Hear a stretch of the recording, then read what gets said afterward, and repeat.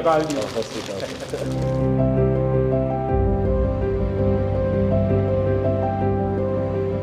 हिंदुस्तान के गांव का एक लड़का जब दुनिया में नाम रोशन करता है तो अच्छा लगता है।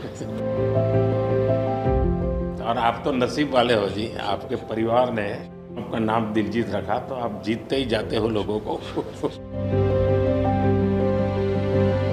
हम पढ़ते थे, मतलब ये लिखा हुआ सब जगह और खुद कि मेरा भारत महान, लेकिन मेरा भारत महान मैंने इस टूर में एक्चुअल जाना सर। जब मैं भारत घूमा ना जी पूरा, तो मेरे को पता चला ये क्यों कहते हैं मेरा भारत महान। सचमुच में भारत की विशालता एक अपना शक्ति है हाँ जी। जी सर। ये बेनिफिट जनसंख्या है इसलिए मिलता है ऐसा नहीं है। हम लोग एक वाइब्रेंट सोसाइटी है। आपकी जर्नी से भी सर हम जब देखते हैं तो मतलब आपने कितना अपनी इकाइयों में हिमाचल चले जाना और सब हाँ, कुछ छोड़ देना और फिर भगवान का इतना आशीर्वाद हो जाना, ये बहुत बहुत मतलब ये भगवान की मर्जी ही है। तो उसके बिना क्या होता है। 100%। हमारे देश में हर इंसान पौधे में भी परमात्मा देखता है। 100% देखते हैं, मतलब हम वेस्टेज नहीं करते हैं। हाँ थ्रो अवे कल्चर वाले लोग नहीं नहीं है, है। नहीं है। रिसाइकल रीयूज अभी दुनिया में नाम आया है, हमारे तो ब्लड में है। हाँ जी दुनिया को इसका पता नहीं है। जी, कभी आप अपने कार्यक्रमों के द्वारा ये ज़रूर कर सकते हैं जी। कि भारत के लोग पर्यावरण की रक्षा कैसे करते कैसे हैं। करते हैं? अब जैसे मैंने अभी ये कार्यक्रम चलाया, एक पेड़ माँ के नाम, अपनी माँ को याद करते हुए, माँ जिंदा है तो माँ को साथ ले जाओ और पेड़ लगाओ। माँ की जीवन स्मृति बन जाएगी वो।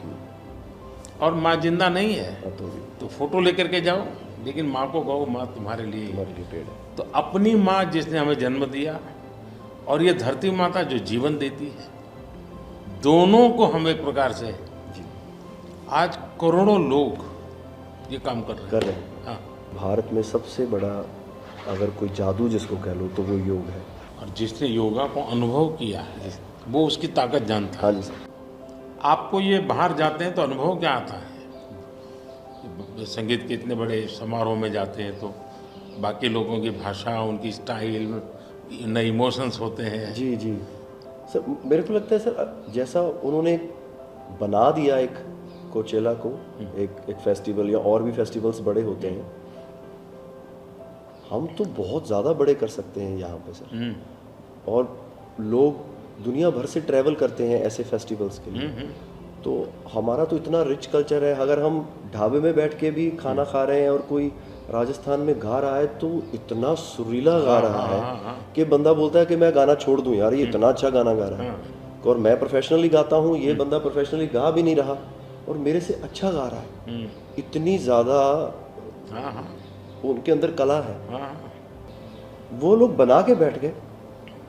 और अगर हमारे इधर कोई ऐसा डेवलप होगा तो दुनिया भर से लोग, मेरे मन में एक कल्पना है, आ सकते हैं सर। मैं सोच रहा था कई वर्षों से, लेकिन अब वो मैं इसको कर रहा हूँ। वेव्स, मेरा मत ये है कि इतना बड़ा देश और दुनिया की सबसे ज़्यादा फिल्में यहाँ बनती हैं। हाँ जी सर। दुनिया में सबसे बड़ी क्रिएटिव इंडस्ट्री यहाँ हो। यहाँ है जी, बिल्कुल। तो मैं यहाँ वेव्स एक बहुत बड़ा मूवमेंट खड़ा कर रहा हूँ और दुनिया की क्रिएटिव वर्ल्ड को मैं इकट्ठा करने वाला हूँ अप्रैल में जी। अब दुनिया का क्रिएटिव वर्ल्ड का सेंटर हिंदुस्तान। मैं एक बार जर्मनी की चांसलर मर्कल जी। तो हम मिले तो उसने मुझे संगीत का विषय निकाला। तो मैंने उसको कहा कि मेरे देश में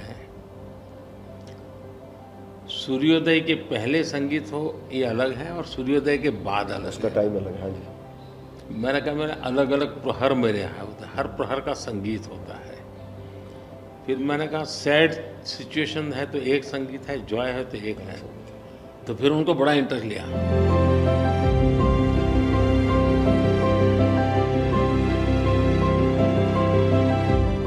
मैं सचमुच में साहबजादों का जो बलिदान है, जी सर। लेकिन सिख परंपरा ने उसको जिस प्रकार से निभाया है, जी। अद्भुत है। मैं तो पंजाब में रहा हूँ तो मुझे मालूम है, माता गुजरी और 7 दिन तक लोग सोते नहीं और घर, सच्ची नीचे सच्ची सोते ज़मीन हैं। पे सोते हैं जी। हाँ जी, हाँ जी, मुझे खुद को बड़ा इमोशनल अपील करता था। हाँ जी, हाँ जी। तो फिर मैंने यहाँ आकर के 26 दिसंबर को हाँ जी, बात वीर बाल दिवस मनाता हूँ। हाँ जी, और मैं देश के हर बच्चा को चाहता हूँ कि वो समझे कि कैसे वीरता होती थी, जी सर। आस्था क्या होती थी। कच्छ के अंदर लखपत में गुरुद्वारा है। 2001 में जब भूकंप आया तो उसको काफ़ी नुकसान हुआ गुरुद्वारा को। गुरु नानक देव जी वहाँ रहे थे तो मुझे बड़ी गहरी चोट पहुँची। तब तो मैं मुख्यमंत्री नहीं था, लेकिन मैं तब एक वॉलेंटियर के रूप में वहाँ कच्छ में काम करता था। अच्छा जी। भूकंप के 9 महीने के बाद मैं मुख्यमंत्री बना। जी सर। तो मैं कच्छ गया और मैंने पहला काम तय किया, मैं एक गुरुद्वारा को बनाऊंगा। बड़ी बात। लेकिन मैंने दूसरा तय किया कि मैं वैसे ही बनाऊंगा जैसा उस समय बना था। तो ऐसे लोग कौन मिलेंगे, तो मैंने बहुत ढूंढा मिट्टी कहाँ से मिलेगी उस प्रकार की। जी। आखिर को मैंने राजस्थान से कलाकारों को लाया, आर्टिस्टों को, और उनके मदद जैसा था वैसा बनाया। ऐसा तो मैंने आपका इंटरव्यू देखा था सर अभी हाल ही में। हाँ, उसमें जब आप अपने माँ और गंगा माँ की बात कर रहे थे, जब आप हाँ, इमोशनल हो गए सर, वो मुझे बहुत टच किया। मतलब वो एक हमारे लिए आप प्रधानमंत्री एक बहुत बड़ा पद है, तो हम शायद एक जो उसके पीछे एक माँ और बेटा और इंसान है, वो कई बार वो निकल जाता है, भूल जाता है, क्योंकि एक ओहदा बहुत बड़ा है। लेकिन वो जब आप अपने माँ को लेके और गंगा मैया को लेके, वो जो आपका वो दिल भरा, वो टच होता है सर। पता चलता है कि ये एक्चुअली ये दिल से बात निकली है, तभी दिल तक गई। सर ये हमने इंडिया की तरफ से ये पहला सबसे बिगेस्ट टूर हुआ है कि हमने जितने देशों में शोज़ किए, पहली बार स्टेडियम शोज़ किए सर हमने। ये इस साल जैसे टूर कल्चर हमारे कम था हमारे। अहमदाबाद में कहाँ किया आपने? गिफ्ट सिटी में? हाँ जी, हाँ जी, अच्छा। हाँ जी, हाँ जी सर। वो गिफ्ट सिटी भी एक मेरा बड़ा ड्रीम प्रोजेक्ट हाँ जी, हाँ जी सर, हमने सबने हमको बताया सर, हमसे जलेबी फाफड़ा भी खाया और सबने बताया। सबसे बड़ी बात है, मैं आपकी तारीफ करने के लिए नहीं कह रहा, नहीं सर। इस शोहरत को पहचाना। और मैं आपके व्यवहार से देखता हूँ, लोगों से सुनता हूँ कभी कभी, तो मुझे लगता है कि आपके माता पिता के संस्कार का हो या गुरु की कृपा का हो, आपने इन सारी चीज़ों को पचाया है, शुक्र।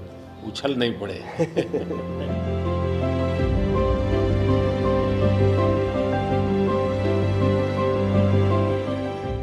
ਉਹ ਕਹਿੰਦੇ ਕਿੱਥੇ ਹੈ ਤੇਰਾ ਰੱਬ ਦਿਸਦਾ ਹੀ ਨਹੀਂ। ਮੈਂ ਕਿਹਾ ਅੱਖਾਂ ਬੰਦ ਕਰ, ਧਿਆਨ ਧਰ ਮਹਿਸੂਸ ਕਰ। ਇਹ ਮਸਲਾ ਬਾਹਰ ਦੀ ਅੱਖ ਦਾ ਨਹੀਂ, ਅੰਦਰ ਦਾ ਹੈ। ਮੈਂ ਕਿਹਾ ਅੱਖਾਂ ਬੰਦ ਕਰ, ਧਿਆਨ ਧਰ ਮਹਿਸੂਸ ਕਰ। गुरु नानक ता अंग संग है, तू ही बस गैर हाजिर है। गुरु नानक, गुरु नानक, गुरु नानक।